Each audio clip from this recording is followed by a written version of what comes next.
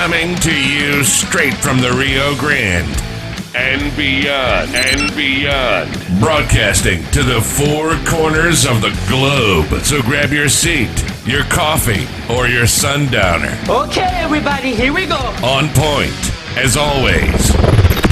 This is Gloves Off. Gloves Off.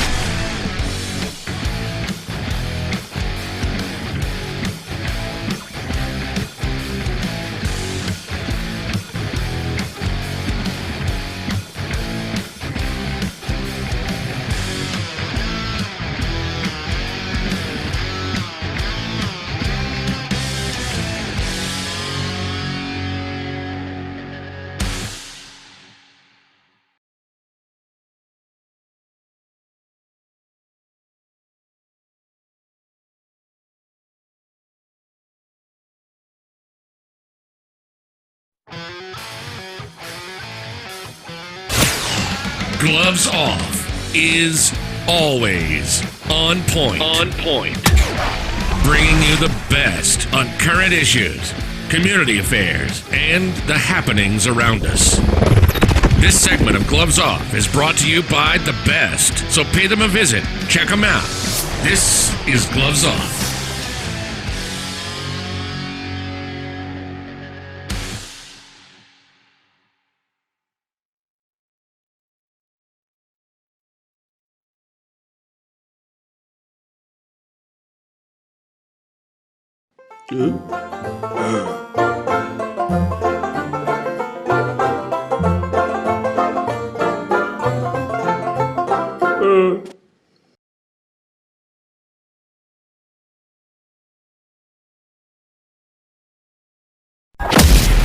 If you've ever wondered, if you ever had a clue what would happen if Batman, the Avengers, the X-Men fought the 47 Ronin, you will have great hitting, power strikes, and speed. This event will be known as the North Texas Stick Fighting Championships. It's open to all martial artists. This is where legends are formed, where they're forged, where they are founded. Sign up now. Call the number 956-401-4868 and look up the website at www.savate.biz. So remember, this is for serious martial artists. If you're not serious, sit back and whisper about the event. If not, we'll see you there.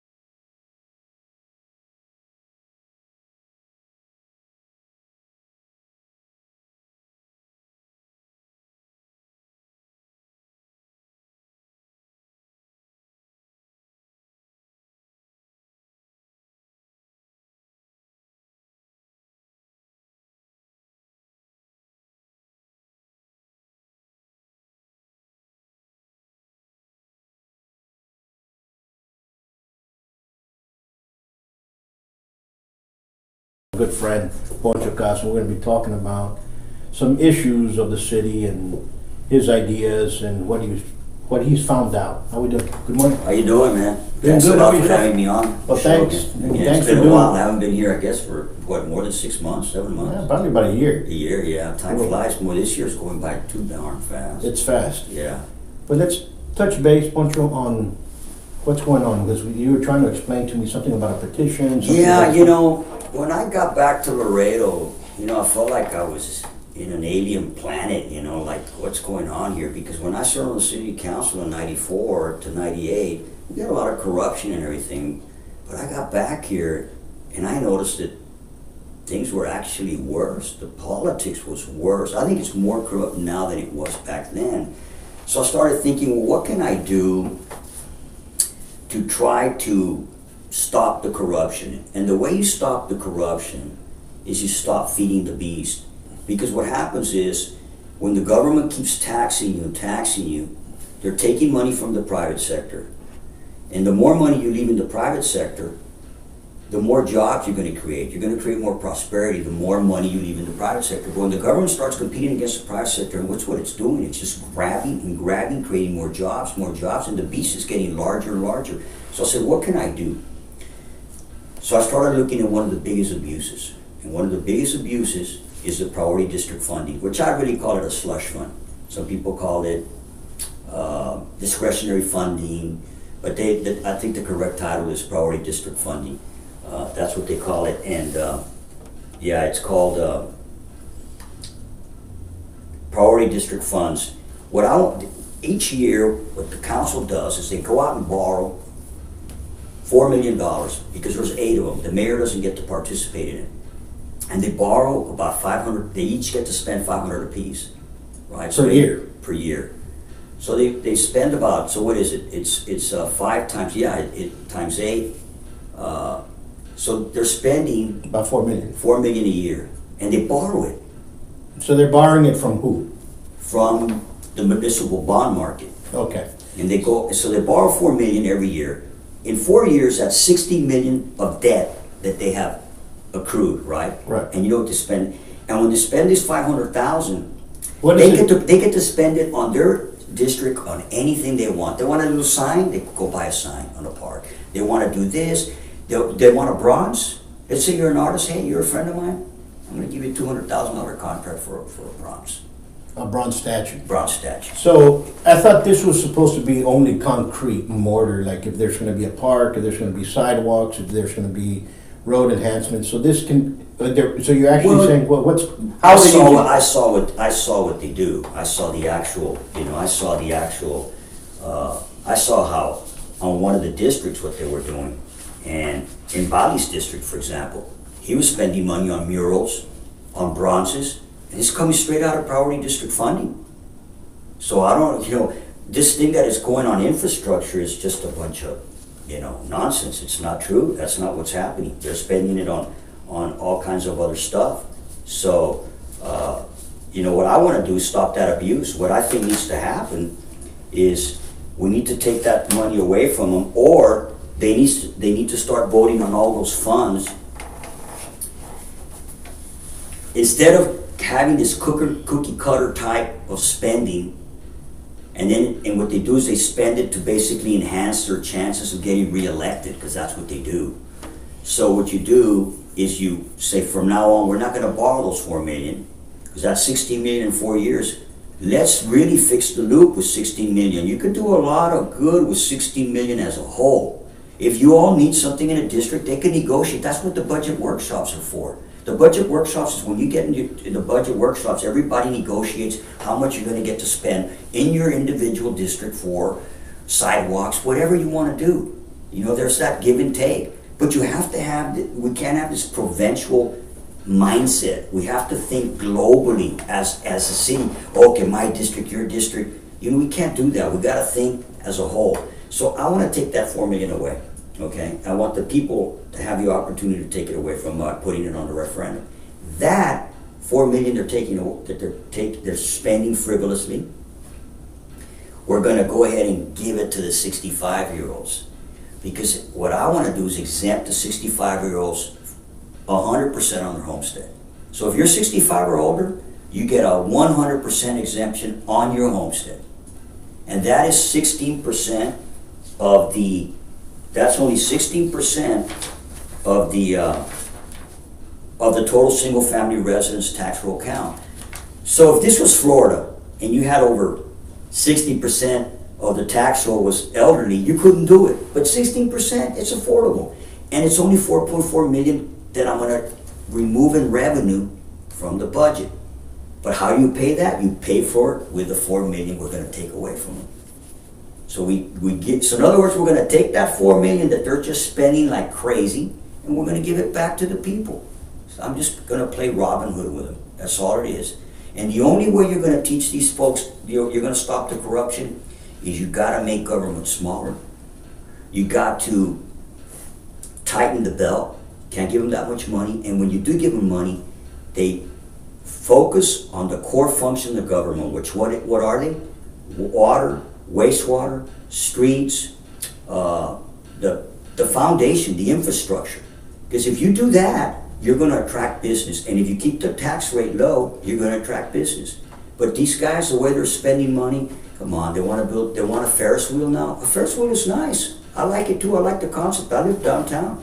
But you know what? I don't think the government. They're building a Ferris wheel where? Well, they want. That's a good one for me. What Ferris wheel are they building? The outlet mall wants to attract more folks, more traffic downtown. So they're going to build a Ferris wheel. So they came up with this Ferris wheel idea.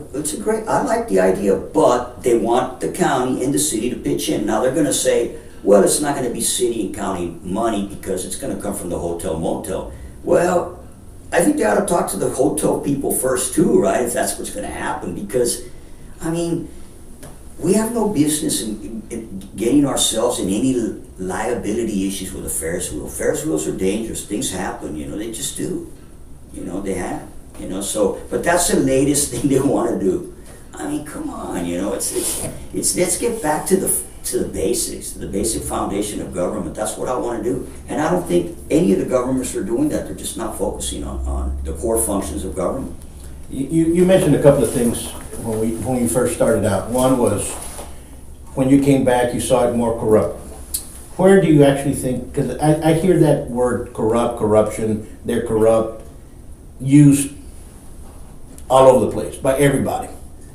Okay, and every time you go on Facebook, every time you go on a post on social media, especially, everybody's corrupt, and I don't think that's the way. I know, just like I know you, I know the majority of the public officials, and I know them personally on a personal basis. I don't think none of them are corrupt. I think we have a lot of issues within, and I'm not talking about the county. I'm talking about the city, about departments, department heads, directors.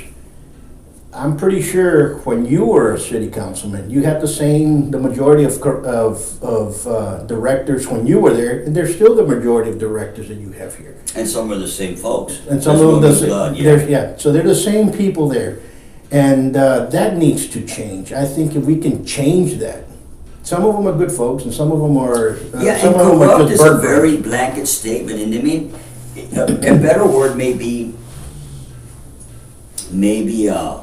incompetence. Incompetent will be a better word. But there is corruption in the sense that there's a lot of influence peddling. That's what's going on.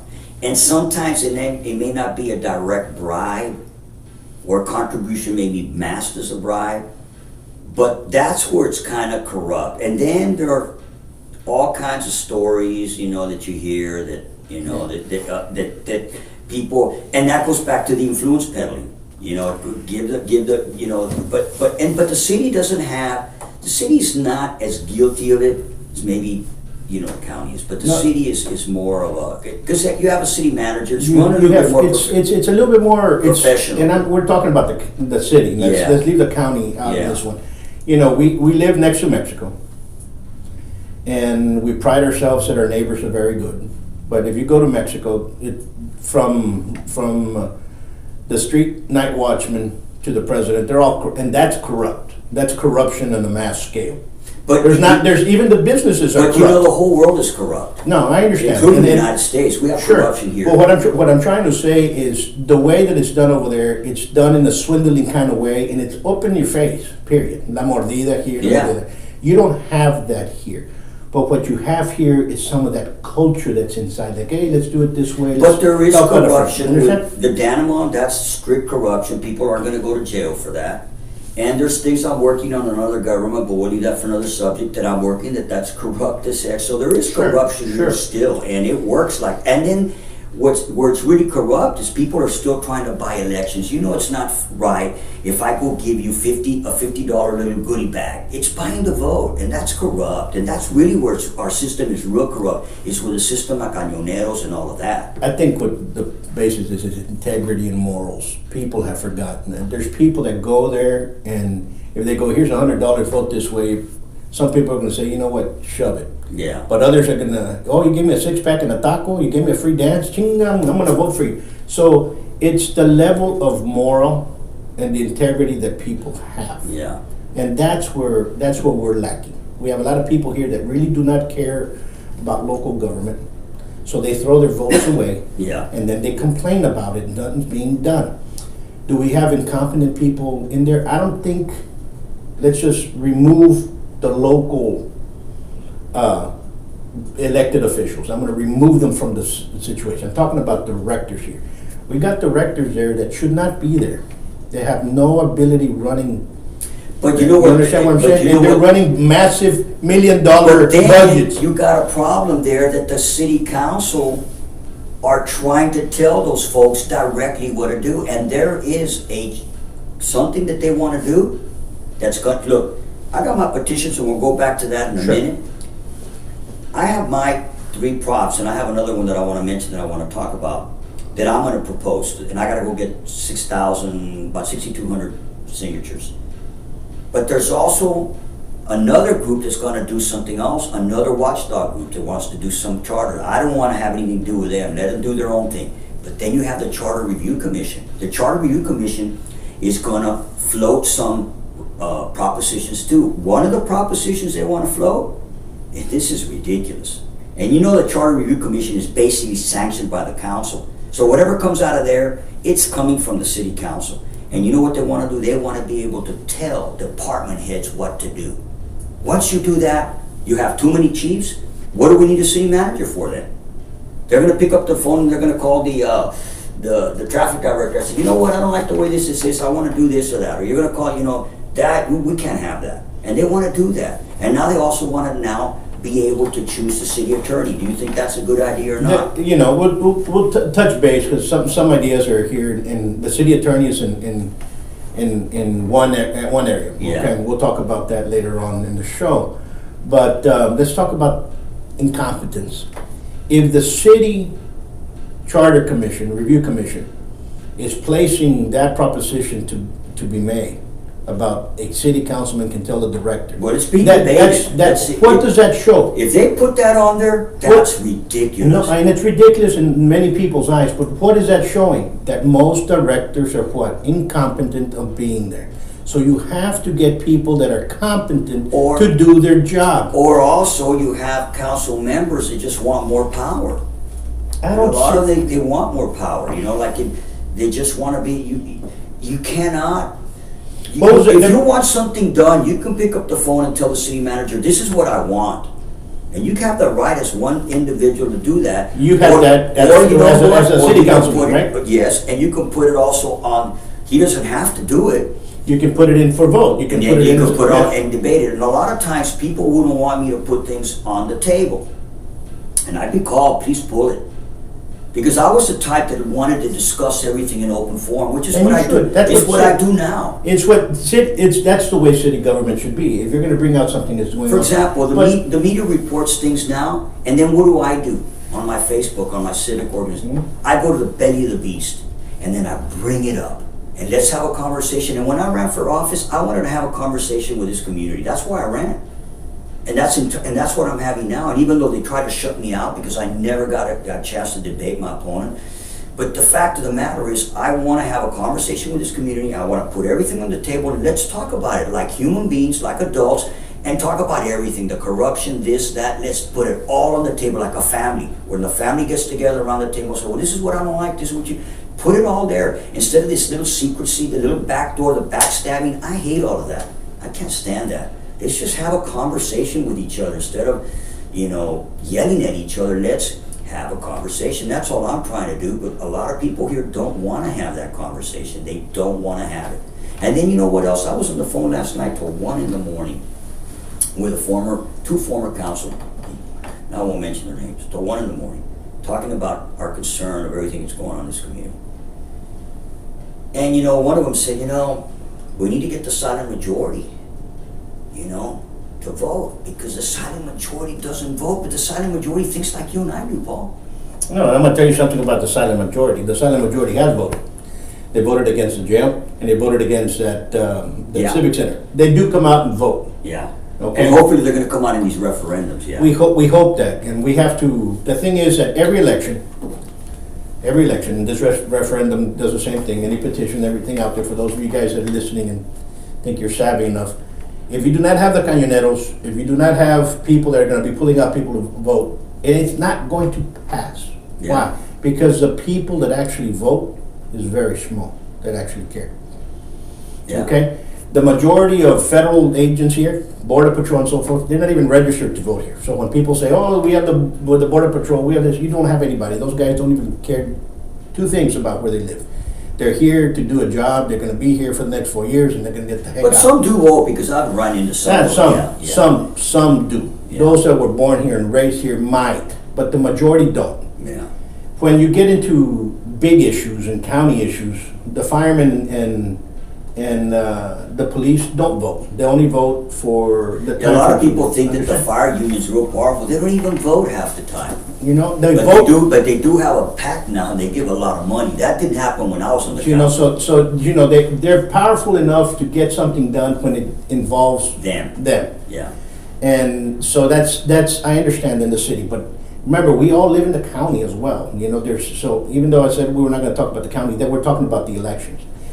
I think if the FBI came down here and looked at our elections, we'll be voting a lot differently from now on. Well, But- they claimed that according to the paper yesterday, they claimed that there was, the elections inspector claims that, administrator claims that there was folks from the state here monitoring the election. Well, And they might they be. found some irregularities. There might be, Yeah. there might be, but if the FBI was serious enough of what they were doing, we have had a lot more people in jail than what it is. I think the buying of the vote is a big problem. It's a big problem. And look, if you have a lot of money and you're running in a little precinct, or in a district, and you can win an election with 1,000 votes, do the math. You can float 40 grand and say, okay, how much do I want to spend for the vote? And you go and you buy a goodie bag. You give them a Taco Palenque card, you give them a Walmart card, you put a Tejano CD in, and I'm telling you what they do. And they put it in a paquetero down. So what does that cost you? Maybe 20, 30 bucks? So Well, it depends, you can go out there, you can float 40 with those 300 votes, you win the election. I mean, that's what they do. I mean, it's just not fair. It's not right for everybody else who's, Well, and that's been going on for the longest time. But what we need to stop here is, regardless of who we get in, we got 4 seats in the council going up. Four seats, Four yeah. seats. Now, if we get the same 4 seats in there, it's going to stay the same. But we can get another 4 seats, replace all these 4, and get another 4 seats in there. And if we do not change the director, it's still going to be the same. Because the problem is not the council. Well- the problem is embedded within the department. But let me tell you what I don't, talking about the directors and everything else. Look what happened when all these folks retired. And there was a lot of folks who retired. Some of them when I was there, the bridge guy retired. I saw it because I run into him there at HEB. A lot of folks retired. This was an opportunity to allow the new city manager that they're going to bring in to pick his own team. So what do? They start picking his team now. That's wrong. What do we need the city manager for then? You're doing his. One of the most important things a city manager does? Because if you read any book on business, it's personnel. It's choosing the right people for the job. And you're already picking his team for him? That's not fair. You're bringing him in and you already got the human resource director who happens to be the daughter of the outgoing assistant city manager. That was wrong. Now that's corruption. What they did there, that was corrupt. That was a corrupt way of the way they did it, and that council was part of it. That's corruption. That's corruption 101, what they pulled there. And I wrote about it in one of my commentaries, and I went into the details, all the way they did it. the whole chronology, you know, whenever I write something, I put all the evidence there. You know, I put it all there. I do my homework, and it's wrong. That's completely right. So if you're talking about directors, this is a classic case of what they do. They put their compadres there,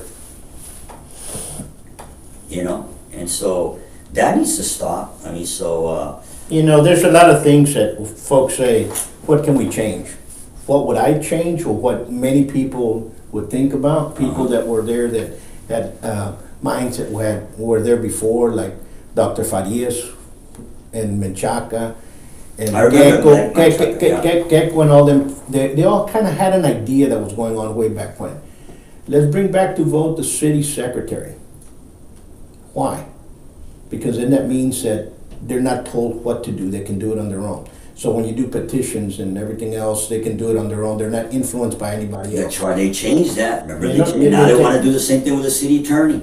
So the city attorney, if we're gonna have a city attorney department, there's a lot of, people say there's a lot of wrongs and there's a lot of rights. What I don't see is, all of a sudden, they're gonna do a contract and they outsource it to another, to an out of state or an out of county Yeah. attorney. If we're gonna be outsourcing contracts, then we do not need a legal department. Maybe we could just need one, and those prosecutors That's right. from the. Because all they are contract managers. That's Right, basically what they are. if the city, if there's gonna be a city attorney department, let them be the prosecutors that we need for the municipal court, and outsource everybody, all the other contracts that are going out. Maybe we will save a lot more money than spending double, because Yeah. we're actually spending double now. We pay those attorneys who outsource it, and we pay Oh, another attorneys to make it's the same terrible. contract that these people could not make. Oh, it's That's like that, that's yeah. basically the bottom line of And the the way same people- thing's happening at the other government too. It's the same thing. But there you do elect an attorney. Here we don't. Here we don't. I think you ought to leave the city attorney under the. You should leave him under the city manager. I don't think you should because once if you're going to allow the council to pick him, then make it a city attorney that gets elected. Yeah. Right. Right now, I said, no, I said, you're going to politicize it really bad. right now, what we need to do is, if they're gonna leave the city attorney, let that be elected, and the secretary needs to be elected. Yeah. And I mean, in some cities, the police chief is Or elected, if and not, the leave fire it the way it chief is, that he reports under the city attorney, the city manager, because if you're gonna have him report under the council, then whoever has the 5 votes is gonna use the attorney as a weapon. You're gonna weaponize the city attorney. You're gonna have him do what you want. Look what happened with the last time where they were using the city attorney, and they turned it into a big fiasco, if you recall, when one of the council members was not I don't want to mention names, but they didn't allow him to qualify. Remember, they said no, you can't, you cannot, you came in too late for the deadline, so therefore you cannot seek re-election for city council. And that turned into a big fiasco, and they were using the city attorney's office. Whoever had the majority then was using the city attorney to basically disqualify an incumbent from seeking re-election. And that's what you're gonna get. You're gonna get a lot of that kind of stuff. And it was that and the city secretary. So they were using the city secretary and the city attorney to basically block an incumbent from seeking re-election because he missed the deadline. No, you're absolutely correct. So we're right now, we really need to sit down, and there has to be, because it's a corporation, as you well know. Yeah. So, I believe it's about 700 million now. Before you know it, it's going to be $1 billion corporation. That's a lot of money. That's a lot of money, a lot of room for a lot of incompetence, a lot of corruption. And, you know, and at the end of the day, when people say, oh, well, I don't like politics, you know what politics is basically about? It's how you want to spend the money and how I want to spend the money. And at the end of the day, one of us is going to win, or we're going to compromise. You may want to spend it on a Ferris wheel, and I may not want to spend it on a Ferris wheel. And I get real passionate about certain things, like a fairgrounds. I don't want to spend $100 million on fairgrounds. That's a county issue, but I don't want to, and I'm real upset about it. You know, and the same thing about, you know, because we have other needs. The jail needs to be updated. So we have a lot of needs in this community, and we have a lot of poverty. I was in Cenizo 3 or 4 days ago, and I'm writing a commentary that I'm going to float probably later today. That's an interesting one on the fire department, and it has to do with the city of Laredo too. Why do we have 4 fire departments? Well, You know? I've always thought about El Cenizo and Rio Bravo. I don't know how come we haven't just. Man, you should go. Man, have you been there lately? Yeah. So not, And I don't know how come they haven't become part of the city, because one day, let me tell you what's gonna happen. It's like Puerto Rico. We're gonna go around them. We're gonna go We're around gonna it, donut. and yeah. And then, I preached it when I was on the council. We need to annex it. They And have to you seen be the annexed. And have you seen the tax rate for El Cenizo, Rio Bravo? It's not that much less than Laredo's. You just come to Laredo's because, and a lot of people, I understand, I was with the fire chief at El Cenizo. I have a lot of photographs that I went to look at the fire. I picked up an application because I'm gonna volunteer as a El Cenizo firefighter. And that's how serious I am about it. So I went over there, and he told me a lot of people are moving to Laredo anyway. So what they have is a lot of abandoned homes, and those homes are catching fire. And the house that caught fire that Martin Cuellar, the sheriff, had on video where they were with buckets of water putting the fire out, that was an abandoned home, but they believe it was arson. I took pictures. You ought to see them. You ought to see them. I'm going to float it on Facebook so everybody can see what I'm talking about. so coming back down to the main grid, what we're talking about, your petition. When are you gonna put this Well, up? I went, what I want to do, I got the third thing that I want to do, and I'm going to mention the third prop that I want. What I did is I went and met with the city secretary, Jose Valdez. They were very helpful. They gave me everything. They gave me models of when they try to recall Vera. They gave me that petition, that referendum. That was a recall. And then they gave me the petition that it was, what was the name of that group that was it Our Laredo or, no, it was called Let the People Decide Group. That was one. PC copy, yeah. That was the name of the group, I think, Let the People Decide Group. And so I got a model of how they modeled the petition, because I gotta go get all these signatures. What I'm gonna start doing is hopefully starting in the month of August, I'm gonna start walking, and I'm gonna need help. I'm gonna start getting signatures. And I'll go to the mall, wherever, and I'm gonna get, I need exactly 6,261 signatures. I'm gonna shoot for 7. Once I get those signatures, because you need all their information, we will be able to have a referendum in 2020 when we go out for city council. And you'll be able to vote on these 3 propositions. One is to give the elderly 100% exemption, no more taxes.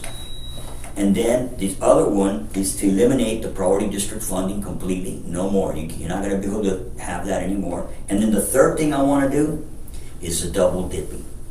You got people right now on city council, and it irks me. I mean, it really upsets me. And I'm going to talk about one person, okay? Albert Torres, Democratic chair. He's a Democratic chair. He's a city councilman making $50,000, and at the same time, he's the public information officer for a constable. Like they need a PIO guy over there. So he's making another 45, 50,000 over there. So he's making 100. Look, you know what? If you're a city councilman, you're making 50 now, and I understand they want to make more now. They've been debating to increase the salary. You can't be double dipping. You cannot go work at the county. Sorry. You're not going to get we the taxpayers are not going to pay you twice, because you're never going to be in that office over there at the constable office. You're never there. You're going to be doing city business, but you're going to be drawing a salary. And that is one big abuse, and they do it, and I know they're not working there full time, Paul. They're not. They're not there 40 hours a week. Let me put it to you this way. I thought there was a law that you couldn't get paid by 2 municipalities. You cannot. It happened with, remember Councilman Redhead? The reason he wasn't able, and he was forced to pay the city back, was because he was working for the transportation department for LISD, and I think there was federal funds involved, and something to do with that prevented him from double dipping, and he had to go back and pay it. But this other thing, they can do it, and it's just not right. I mean, come on. I mean, I'm gonna work.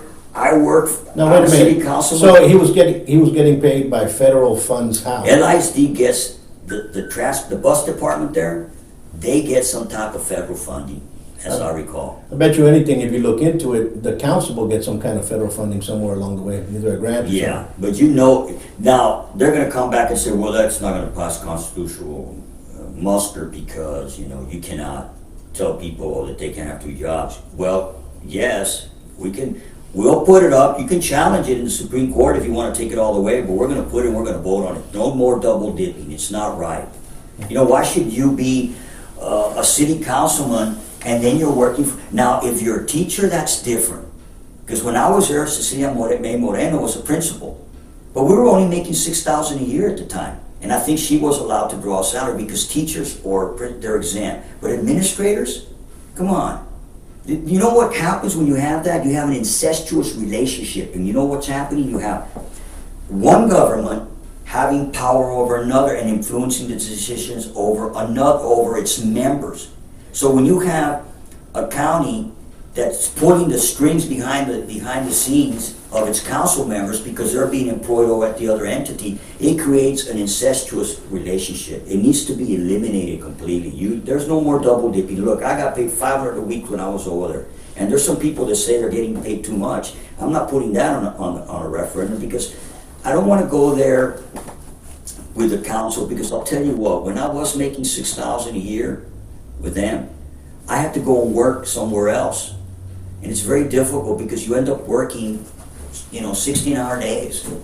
If you're really doing your job, you really work hard, and then your employer tries to exert its power over you. If you don't do what I want, I'm gonna fire you. They can't do that. They don't outright tell you that, but I got involved in the big feud between Mercy Hospital and Doctors Hospital, because I worked for Mercy, and they didn't want doctors to compete. So one member of the council was trying to put the screws to to doctors, and it became the feud of the hospitals. And I worked for one of them, and at the, and I worked for one of them towards the end of my term. So I like the fact that they are more independent today if they draw a livable salary, and then they can do the job full time. But you're over there drawing another $50,000 from the county? Well, come on. And then you're Democratic chair? That's a gross conflict of interest, it's just wrong on so many levels. It creates problems. He's no longer as independent. And then you know what happens? They create machines. It's a big machine that they're creating. The Angel of Hope that I brought out on my commentary, and people are now talking about it. That's it's a political action committee, masked as a, nonprofit.